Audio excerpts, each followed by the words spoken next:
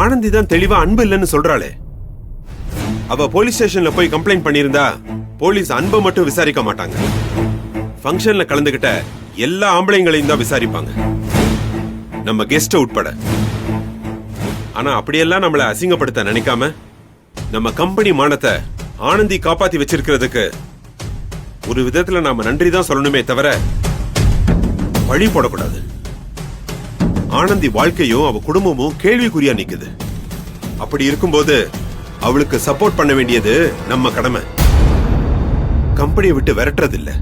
ஏங்க தப்பு பண்ண ஒருத்திய ஏதோ தியாகி மாதிரி பேசிட்டு இருக்கீங்க. இவளாலதான் நம்ம கம்பெனி பேரை நிலைநிறுத்தணும்னு எந்த அவசியமும் இல்ல.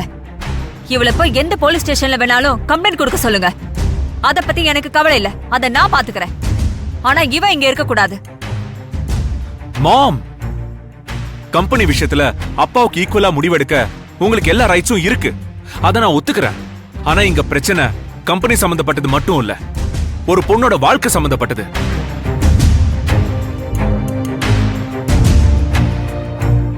நல்லா யோசிச்சுதான் முடிவெடுக்கணும். ஆனந்தி கம்பெனி விட்டு போக நான் விட மாட்டேன். நீ எப்படி போக விடுவ?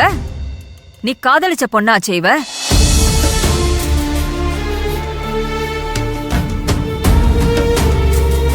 இவளுக்கு தலைவலி வந்தாலே உன்னால தாங்க முடியாது. இப்ப மட்டும் நீ அவளை எங்க இருந்து விட்டு கொடுத்துருவ? மாம், என்ன பேசிட்டு இருக்கீங்க?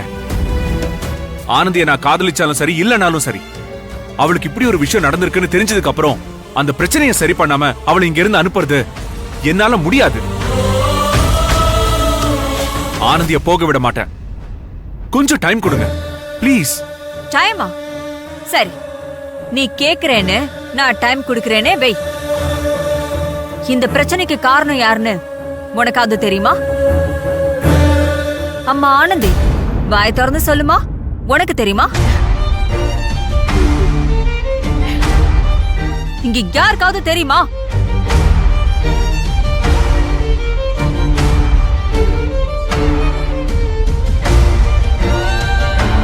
அப்புறம் எப்படி இந்த பிரச்சனைய எந்த டைம்க்குள்ள உன்னால இதை சரி பண்ண முடியும் மகேஷ்? மாம், என்னால டைம் சொல்ல முடியாது. ஆனா ஆனந்தி பிரச்சனைக்கு சீக்கிரம் ஒரு தீர்வு கிடைக்கும். அது ஏன் பொறுப்பு. அது வரைக்கும் நீங்க கொஞ்சம் பொறுமையா இருந்துதான் ஆகணும். சரி, நான் பொறுமையா இருக்கேன். இவ வாழ்க்கைக்கு ஒரு நல்ல தீர்வு கிடைக்கணும். அது வரைக்கும் இவ இங்க இருக்கணும்னு நீ நினைச்சா ஓ வாழ்க்கைக்கு எனக்கு ஒரு தீர்வு கிடைக்கணும். அப்பதான் நான் இவளை இங்க இருக்க விடுவேன்.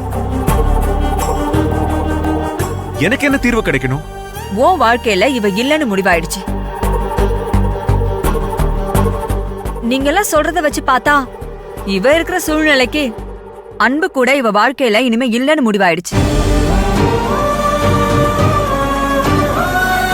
இதுக்கு இவ்வளவு காரணம் காட்டி உனக்கு நடக்க வேண்டிய நல்லது கெட்டத நீ தள்ளி போடுறது எனக்கு சுத்தமா பிடிக்கல.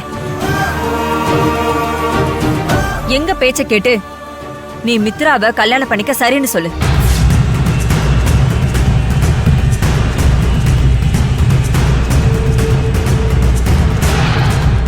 இவ எங்க வேலை பாக்குறதுக்கு நான் ஒத்துக்கிறேன்.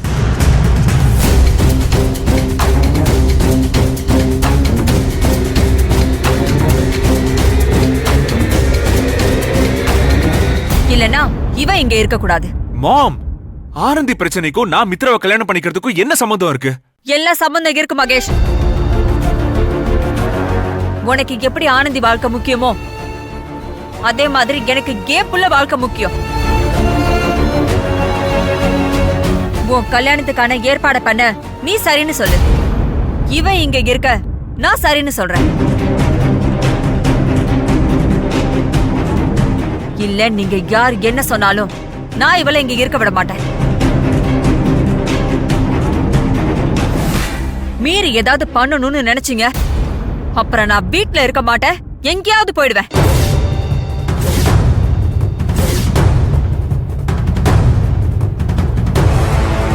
டாட், என்ன பாத்துட்டு இருக்கீங்க? மாம் கிட்ட பேச புரிய வைங்க. மகேஷ், ஆனந்தி இங்க இருந்து அனுப்புறதுல எனக்கும் இஷ்டம் இல்லதான். ஆனா இப்ப உன்கிட்ட வைக்கிற டிமாண்டுங்கிறது ரொம்ப கரெக்டான டிமாண்ட். ஆனந்தி பிரச்சனைக்கு காரணமானவன் யாருன்னு நம்ம கண்டுபிடிக்கலாம். அதுக்காக ஓன் லைஃபையும் அப்படியே எங்களால விட்டுற முடியாதுல்ல. நீ எதுக்குமே பிடி கொடுக்காம இருந்தா சரி வராது மகேஷ். அம்மா சொல்றதுக்கு நீ சரின்னு சொல்லு, நாம சொல்றதுக்கு அவ சரின்னு சொல்லுவா. டாட் மகேஷ், வேற வழி இல்ல மகேஷ். ஆண்டியோட பிடிவாதம் தான் உனக்கு தெரியும்ல. ஓ, அப்ப இதெல்லாம் உன்னோட ஐடியாவா? மகேஷ், என்ன மகேஷ், என்ன போய் சந்தேகப்படுற? ஆனந்தியோட பிரச்சனை தெரிஞ்சதுல இருந்து அவளுக்கு எவ்வளவு சப்போர்ட்டிவா இருக்குன்னு அவகிட்டயே கேளு. நான் இது ஒரு சான்ஸா யூஸ் பண்ணுவேன்னு நீ எப்படி மகேஷ் நினைச்ச? சத்தியமா கிடையாது மகேஷ். ஆனா ஆண்டி சொல்றது சரிதானே எனக்கு தோணுது.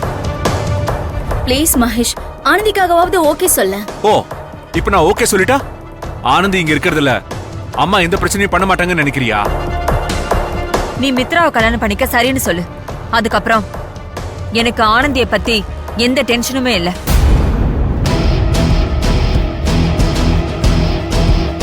அவ உண்மையை கண்டுபிடிக்கட்டும், இல்ல கண்டுபிடிக்காம போகட்டும்.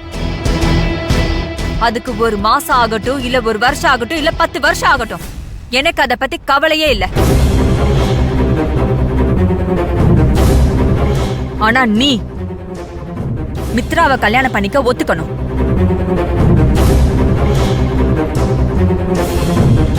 நீ இவ்வளவு யோசிக்கிறதா இருந்தா வேணாம் மகேஷ். கருணாகரன், அவளை வெளியில அனுப்புங்க. ஒத்துக்கிறேன்.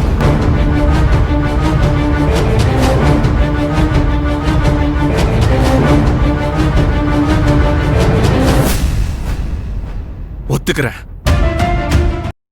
ஆனந்தியோட லைஃப்ல ஒரு நல்லது நடக்கணுங்கிறதுக்காக நான் இதுக்கு ஒத்துக்கிறேன்.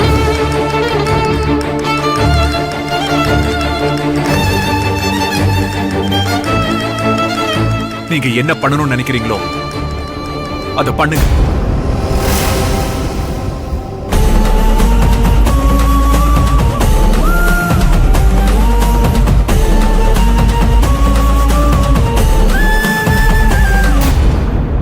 உன்னால இதுவரைக்கும் என் புள்ள வாழ்க்கையில பிரச்சனை மட்டும்தான் வந்திருக்க.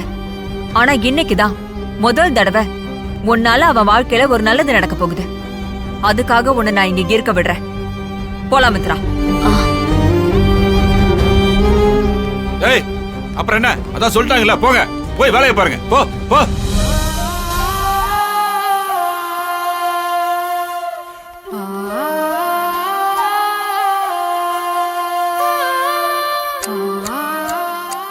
ஆனந்தி, சாரோட அம்மா பேசினதெல்லாம் மனசுல வச்சுக்காத.